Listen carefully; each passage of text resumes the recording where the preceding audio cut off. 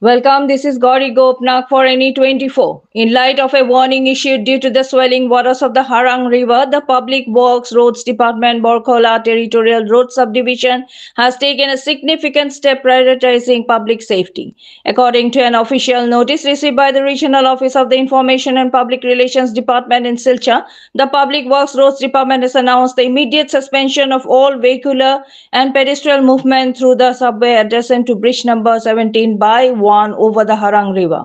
The decision was made considering the dangerously rising water level of the river, which poses a potential threat. The department stated that the subway has been temporarily closed as a precautionary measure to prevent any untoward incidents. This restriction will remain in effect until further notice and will be reviewed based on the improvement and assessment of the river's condition. The public is advised to use alternative routes during this period. For more news and updates, subscribe our channel NE24 YouTube and support us by following our page. আমরা বাঙ্গারপাড় এলাকায় খালাইন শিলচর সড়কে মধ্যবর্তী অবস্থায় যে bridge উপস্থিত আছি। বর্তমানে আমরা আজ থেকে প্রায় 4 বছর আগে এই ব্রিজটা ড্যামেজ হয়েছিল।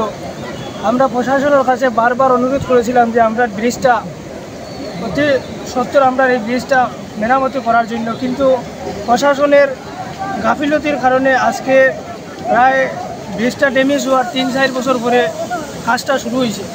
কাজটা শুরু হওয়ার পরে আমরা অনেক সময় বিভিন্ন সময় আমরা সংবাদ মাধ্যমের সঙ্গে আমরা প্রশাসনের সঙ্গে আলোচনা করছি যে এই বর্ষার আগে আমরা এই ব্রিজটা কমপ্লিট করা লাগে, কিন্তু প্রশাসনের গাফিলতি বা আমরা ঠিকাদার ইঞ্জিনিয়ারের বা আমরা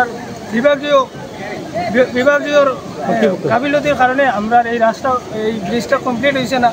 আজকে বর্তমানে আপনারা দেখতে পাইতে এখানে বর্ষার কারণে হারাঙ্গর জলগুলো এখানে হয়েছে, যে রাস্তাটা হারাঙ্গর নিষেধি বানাইয়া দেওয়া হয়েছিল, এটা কিন্তু বর্তমানে একটা ভয়াবহ অবস্থাতে আছে, সংকটকালীন অবস্থা আছে। এই রাস্তা দিয়ে আমরা বর্তমানে স্টুডেন্ট সকল যাইতে পারটা না, গাড়িগুলো বন্ধ হয়ে গেছে।